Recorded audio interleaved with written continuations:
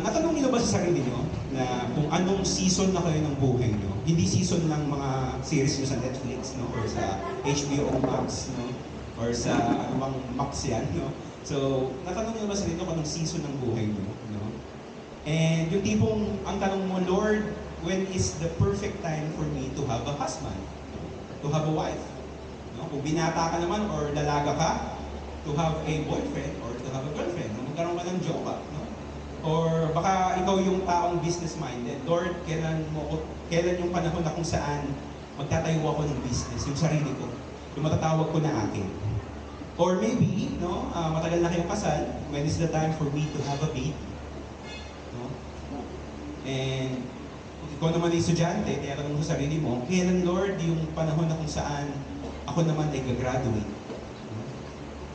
Nasa sobrang tagal mo sa wala na palang high school ngayon, no? Lahat kasi grading system niya. So, grade 1 to grade 12, no? Kailangan ko gagraduate ng college, no? Yung 4-year course, ginawa ko ng 6 years course. Di ba? So, yun yung mga tinatanong mo sa isip mo, no? Mga isip, maawa ka naman sa magulang mo, magdambaw ka na. Di ba? So, if yung mga bagay nyo, or may mga sarili kayong tanong sa Panginoon kung anong season ng buhay nyo,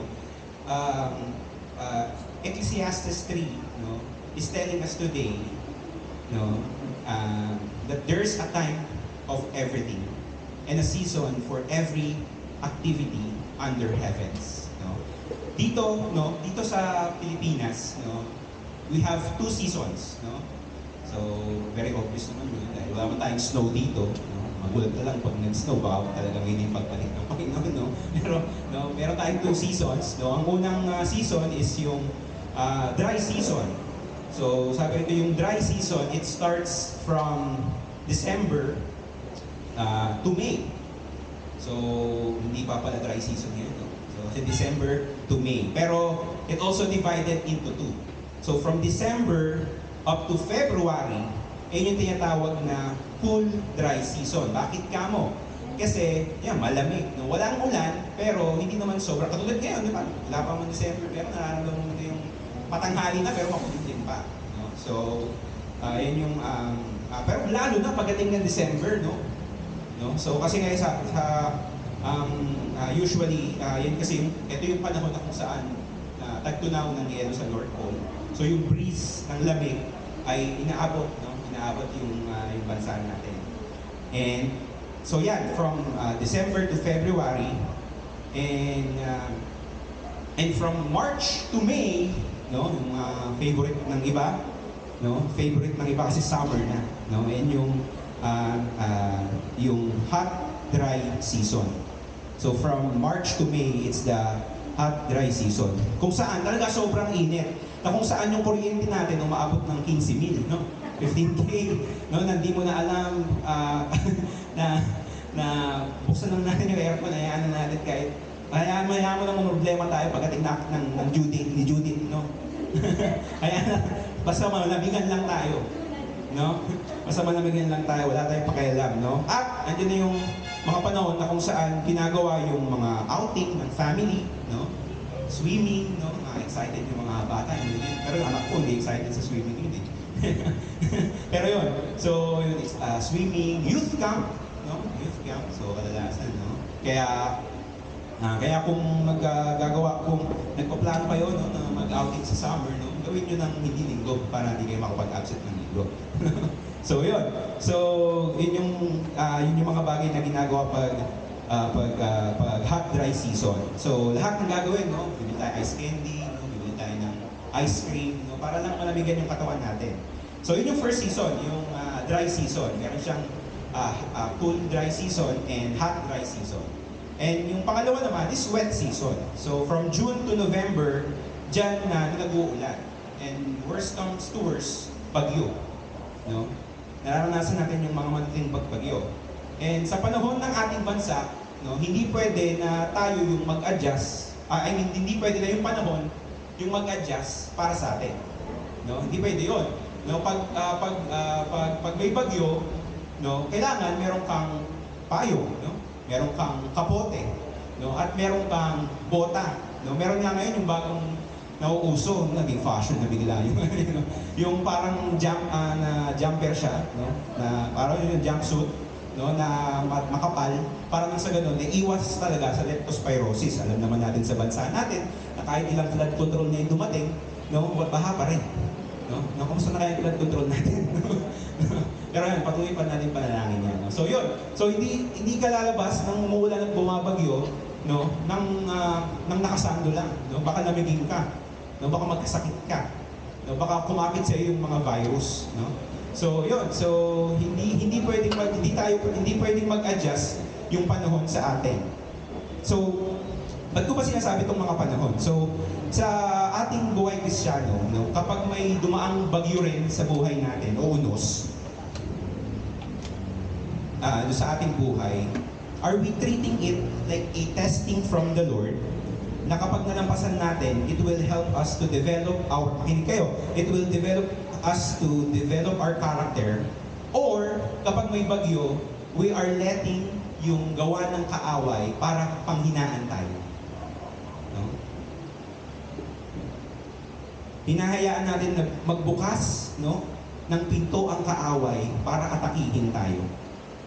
Para udyukan tayo na lumayo sa Panginoon. No?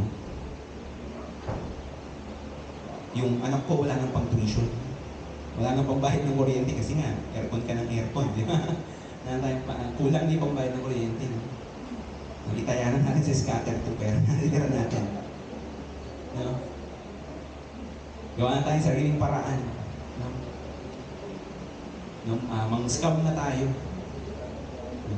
Ayan yung mga maaaring ipasok ng kaaway. Hindi ko sinasabi na may mga baka may gumagawa sa inyo dito. Baka lang naman, baka. Pero kung kayo yun, makonvict tayo ng Panginoon. No? Tinuturuan tayo ng Panginoon na hindi mag-worry. Tinuturuan tayo para magtiwala sa Kanya. No? So are we letting a door to open para nang sa ganun yung kaaway ay magkaroon ng pagkakataon para udyukan tayo sa paglayo sa Kanya, sa Panginoon. At piliin na magtiwala sa ating mga sarili, sa ating kakayanan. No? Dalawa lang yan eh. Are we going to have faith or we will allow for our fear to consume us? It is faith versus fear. No? Lord, natatakot ako eh. Baka maputulan na kami ng kuryente. Lord, natatakot ako baka hindi na makapag-enroll, no, yung anak ko. Or Lord, hindi ko na baka di na ako makapagbayad ng bills. Or baka naman, natatakot ako dahil no, baka bumaksak ako sa test. No? Mangungopia na lang ako. Okay, pagod na ako, Lord. No? Magta-time in na lang ako ng 4:30 kahit 5 p.m. pa yung... Magta-time out na lang ako ng 4:30 kahit 5 p.m. pa yung out ko. No? Sa Bible, no? No? Pinapaalala ni Prophet Isaiah in chapter 41 verse 10. Sabi rito, huwag kang mangamba sapagkat kasama mo ako. Huwag kang malungkot sapagkat ako ang Diyos. Palalakasin kita at tutulungan. Alam niyo, sa isang Bible study namin ng mga young people, bago meron tayong dapat family camp last September, di ba? 1 week before, meron kaming prayer breakfast and Bible study. Sabi ko sa kanila, ano yung mga pangako na pinangahawakan mo sa Diyos? So, siyempre, tahimik sila. No? Kapag sa Bible study, no, magtanong ka ng mga verses sa Bible, wala talagang sasagot sa'yo. No? Pero, praise God, no? Kasi ginawa ko ng assignment sa kanila. Tayo ba, ano yung pangako na pinangahawakan natin? No? Ito yung Isaiah 41 verse 10. Ay isang magandang pangako ng Panginoon, no? Na dapat hindi tayo mangamba. Dahil ang Panginoon ay kasama natin. He is the God that is omnipresent. No? Kasama natin siya. He is everywhere.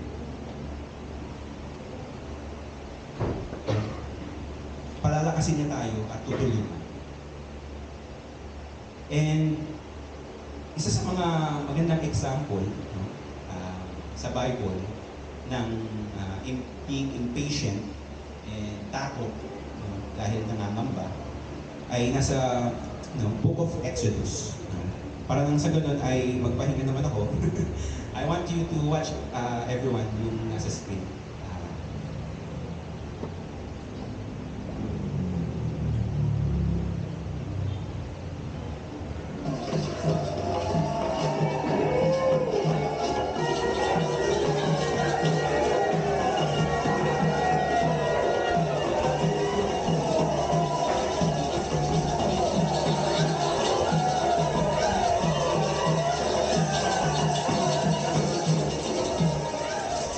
Israel, this is your God who brought you up from the land of Egypt.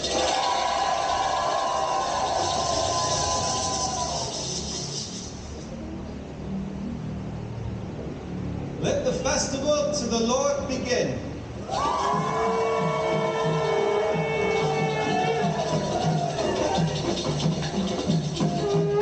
What a fun festival! I didn't know God was a calf. He's not. Aaron, what are you doing? Giving the people what they want. That's an idol. You know we're not supposed to make it. Ben, you don't get to chastise me. I've been doing this all alone. Where were you? I was busy. Busy? You abandoned me. How does abandon me? The people were going to revolt. What was I supposed to do?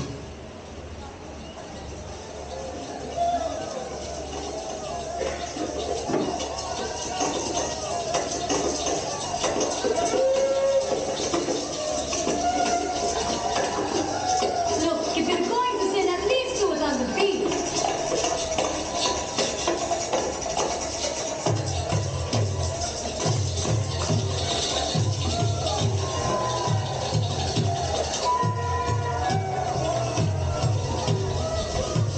Well, now with the golden calf, we can finally get some things done around here.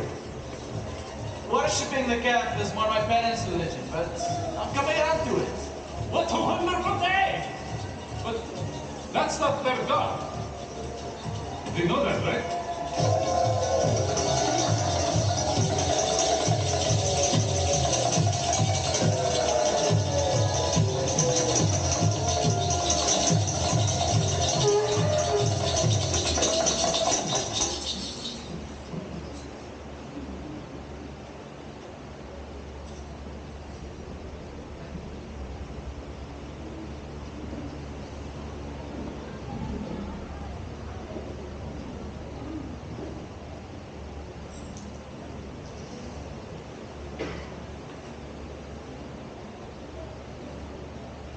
Moses, you're back. What is this?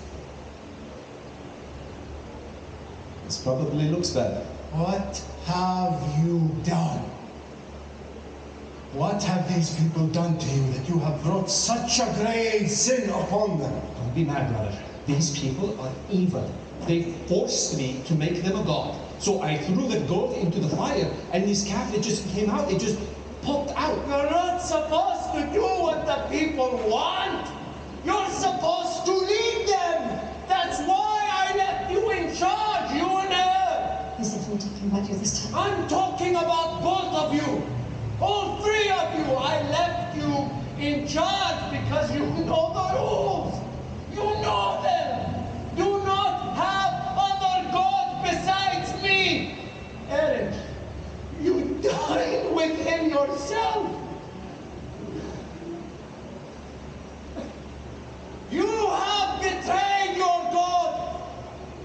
You have blasphemed the Lord, you stiff-necked, wicked people. He gave us everything we need, and you spit in his face with this offense, this idol.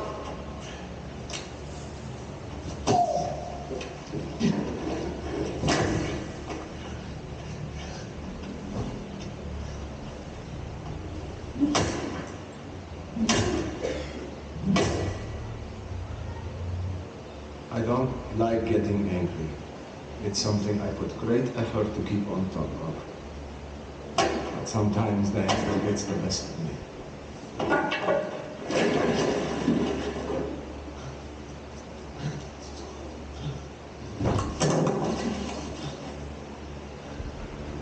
If you're looking for your God, come.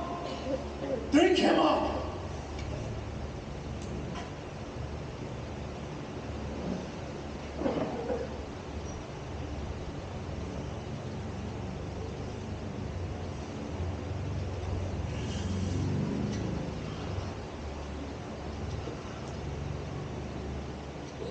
I don't know how we recovered from this. I really don't. It seems we may have gone too far. So it's a depiction of what happened in the book of Exodus, chapter 32, when Moses went up to the Mount Sinai para kausapin ang Panginoon at ilista pa yung mga pag-uutos niya, yung mga law. Inabot siya ng 40 days sa Mount Sinai. At ang mga Israelita, sa sobrang tagal ni Moses bumaba, natakot na baka si Moses ay patay na. 40 days. And hindi natin alam, hindi naman nasabi sa Bible kung ano pang mga klaseng problema yung hinarap nila. Maaaring in that 40 days, nagkakaubusan na ng tubig. Kasi nasa desert sila eh. Nasa wilderness sila eh. Diba? Baka maaari na yung ibang mga ibang leader ng tribe, nag-aaway-away na kasi parang hindi fair, yung leadership na ginagawa ni Aaron. It is really interesting kasi ang sabi ng Panginoon nung panahon na kung saan inutusan ng Panginoon si Moses na i-deliver ang Israelites sa Egypt. Sabi ni Moses, di ba? Lord, di ako magaling magsalita. Sa pangatlong pagkakataon, sabi ng Panginoon, sige, dalhin mo si Aaron. Ang description ng Bible, Aaron is a skilled speaker. He is a skilled speaker and siya yung naging spokesperson ni Moses para sa Parwa, sa Pharaoh. Though Aaron is skilled speaker, but he is not a good decision maker. Because instead of seeking guidance to the Lord, nung panahon na kung saan wala si Moses, iniwan nga ni Moses si Aaron to be in charge. Habang wala siya, habang nasa Mount Sinai siya, iniwan ni Moses si Aaron na maging in charge. Yung lahat ng reklamo ng mga Israelita, lahat ng angal nila, napuno siya. At pinagbigyan niya yung Israelita. He let the pressure consume him instead of him using that pressure para mas tumibay pa sa Panginoon. So pressure. Kapag tayo ba nape-pressure, how we will handle pressure? Ang diamond ay galing sa pressure. Yung matinding, yung espada, pino-forge, pinupukpok, upang nang sa ganun ay maging matalas at matalim. So yung pressure na yun, instead na gamitin niya para maging matibay, ginamit na yun at kinain siya nun. Nag-open ng pinto ang kaaway upang sila ay gumawa ng idol. And that is an example of fear or being impatient. Some of us here may be like Aaron. Dahil sa sobrang ingay na ng mundo, sobrang ingay na ng mundo, hindi natin marinig ang Panginoon. Sa sobrang nangyayari, kadalasan mas pinipili na natin mag-rely dun sa kakayahan natin. Alam niyo yung extension cord? Alam niyo yung extension cord? Kung gumagamit tayo ng extension cord dito, kailangan mo siyang isaksak sa may saksakan. Pero try mong isaksak sa sarili niyang saksakan. Walang power. And minsan, ngayon din tayo. we rely, sabi ko po tayo, rely, pati ako rin po. We rely on our own strength pagdating ng mga problema natin. So let's have our thinking, yung mindset natin, ibahin na natin. Kasi wala pa lang ang problema, lagi ko sinasabi. O bago pa dumating yung problema, hindi pa siya natatapos, ng unos ng buhay natin. Patuloy tayo magtiwala sa Kanya. Dahil hindi niya tayo iiwan. Hindi niya tayo papabayaan. Let's stop relying on our own strength. Let's rely dun sa power ng Diyos. Pero kawawa naman si Aaron po. Maganda rin naman, no? Si Aaron din naman, after that, no? Napatawad naman siya ng Panginoon. In fact, he and his sons, no, became the high priest. No? First high priest ng Israelites. It's a wonderful reminder na kung ano man yung nagawa natin sa nakalipas, mga kasalanan natin, hindi na importante sa Panginoon yun. Once na nanghingi ka na ng tawad sa Kanya, at tinanggap mo yung pagkakamali mo, yung pagkakasala mo, wala na yun sa Kanya. Dahil meron tayong Panginoong Jesus. So it's a wonderful reminder for us, no, that the Lord is not looking in our past. When He calls us, pag tinawag niya tayo, what He wants is for us to obey. Sundin natin siya. Yun po yung gusto niya. Pag tinawag niya tayo. Maaaring, no, magkaroon tayo ng mga maraming dahilan. Kesyo ganyan, kesyo ganito. Sobrang daming keso. No? Pero importante, sumunod tayo. Ang mahalaga, yung pagsunod natin ay buong puso. When He calls us, what He wants is for us to obey Him. And since, no, we are on the topic of fear, no, there's a survey na ginawa ng safehome.org noong 2023. It's in Western country. They have asked, no, 2,000 tao kung ano ba yung kinakatakutan nila. And alam niyo kung ano yung lumabas? Sige po, wala pong katamaan ng kidlat pag nagkamali. Yes, it's death. Sa 2,000 tao, ang number 1 na sinasabi nilang kinakatakutan nila ay kamatayan. It's either kamatayan para sa sarili nila or kamatayan sa mga mahal nila sa buhay.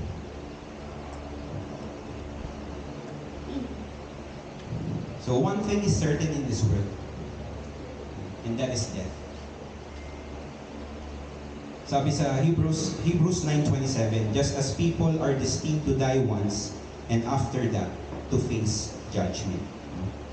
Kanina, tinanong ni Ate April dun sa mga bata sa sementeryo. Kapag namatay ba tayo, sigurado ba tayo, sa langit tayo pupunta. Ngayon, tinatanong ko sa inyo yun. Once na lumabas tayo or something na mangyayari sa atin, no? Wag naman sana. Are we 100% sure na sa Diyos tayo pipiling?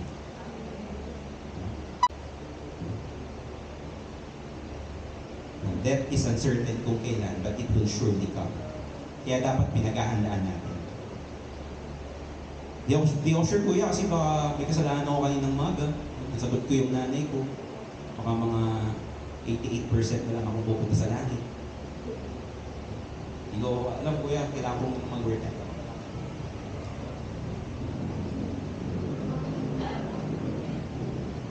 though yung kamatayan ay isang beses lang, merong, alam niyo ba na may three kinds of death? There's 3 kinds of death. Yung una ay very obvious, which is physical death. Na pagtapos natin mabuhay dito, kailanman ako ilang taon ka, no, mamatay at mamatay ka. Yung hininga mo matatapos. Yung katawang lupa mo ay wala, patay na. No, that's the first kind of death, which is physical death. Pangalawa is spiritual death. No? In Romans 6:23, sabi doon, for the wages of sin is death. 6:23a pa lang. And Ephesians 2:1, as for you, you were dead in your transgressions and sins. No, dahil sa kasalanan po natin, no, yung spiritual natin ay namatay.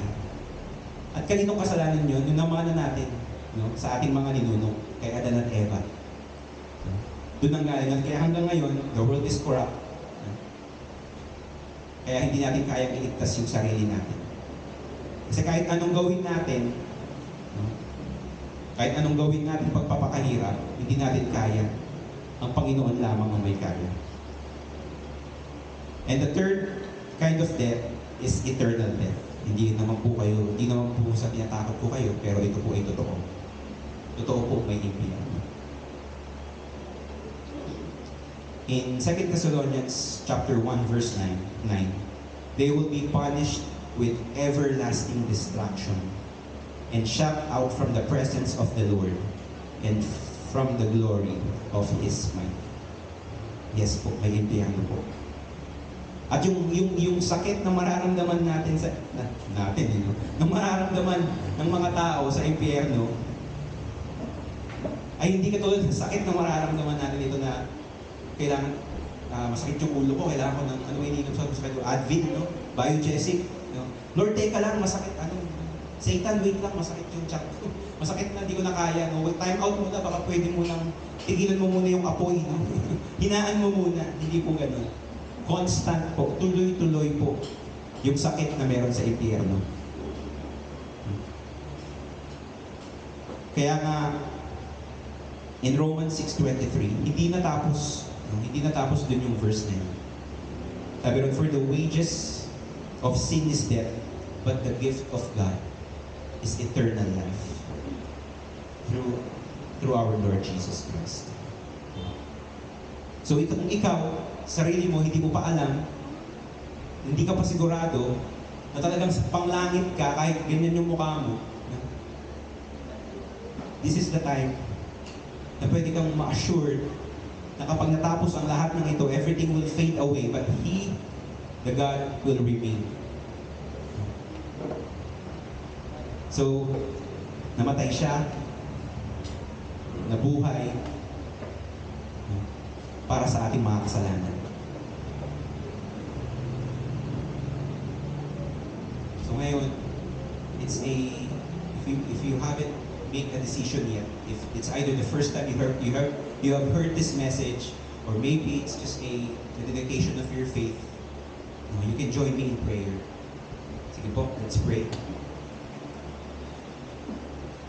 Lord Jesus, I accept you as my Lord and Savior. Panginoon, hindi ko po kayang iligtas ang sarili ko. Tinatanggap po kita bilang Diyos ng aking buhay at tagapagligtas. At simula ngayon, hayaan mo na ako'y mamuhay sa iyong presensya. Gabayan mo ako ng iyong banal na Espiritu. Salamat po. Ito po yung aming panalangin sa pangalan ng Jesus. Amen. So yeah, if I said it's the first time you have prayed for that, markahan mo yung araw na ito. Ito yung birthday mo sa Panginoon. Ito yung araw na born again ka. And later, you can join us dun sa Lord's Supper. Mamaya may Lord's Supper po tayo. We are not inviting you into a religion. It is a relationship with the Lord. It's between you and God. Not you and me. Not you and your katabi or sino man yung nag-invite sa'yo. Kasi nga, sabi ng John 1:12, nagkaroon tayo ng pribilehiyo na maging anak ng Diyos. At dahil anak tayo ng Diyos, pwede tayong makijoin sa Lord's Supper. So in closing po, God reminded the Israelites in the book of Deuteronomy, chapter 8, verse 2 to 3. Sabi rito, remember how the Lord your God led you through the wilderness for these 40 years humbling you and testing you to prove your character, and to find out whether or not you would obey His commands. Yes, He humbled you by letting you go hungry and then feeding you with manna and food previously unknown to you. And your ancestors, He did it to teach you that people do not live by bread alone, rather we live by every word that comes from the mouth of the Lord. So Israelites wandered for 40 years in the wilderness. And ang Panginoon, gusto nilang paalala sa kanila, nung panahon na kung saan nagugutom kayo, no, I provided. Nung panahon na kung saan wala kayong mainom, the Lord provides. Yung panahon na kung saan nilalamig kayo sa gabi kasi it's a desert, I provided yung fire, pillar of fire. And yung panahon na kung saan mainit, I provided the pillar of cloud.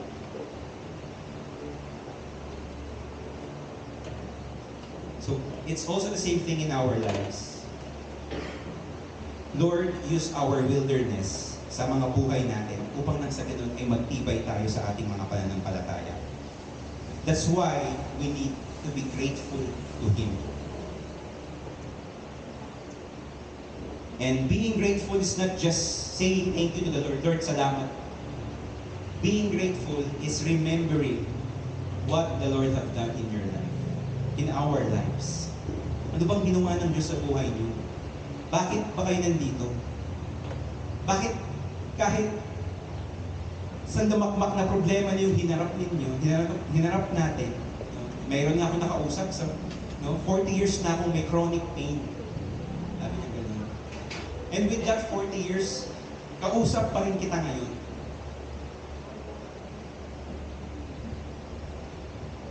If the Lord is not sustaining you, makapatay ka na.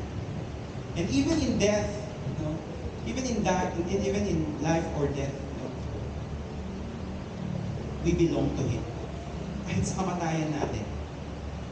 Bumisita tayo sa mga kamag-anak natin na nawala na kahapon, November 1, or baka iba bibisita pa lang. Naalala ko, pag ganitong panahon, si Pastor Joven lagi niya ng example kapag nagpupunta sila sa Santol, sa Pampanga, yung isang sementeryo. Pagpasok nila, yung arko, sabi, siya ngayon, paglabas mo, nakalagay, ikaw na bukas. Nakakatakot yun, no? Pero kung Kristiyano ka, at kilala mo ang Panginoon, kahit sabihin mong ikaw na bukas, may assured ka na sa Diyos ka pipilit pag namatay ka. Assured tayo. He who has the Son has eternal life. And who has not the Son doesn't have eternal life. 1 John 5:11 proves. So I'm gonna go back dun sa question ko kanina. What season are you in your life right now?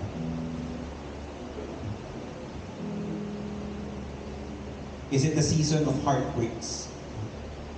Or is it a season of harvest? But whatever it is, let's continue to show gratitude to the Lord. Let's pray. Hallelujah. Praise you, Jesus.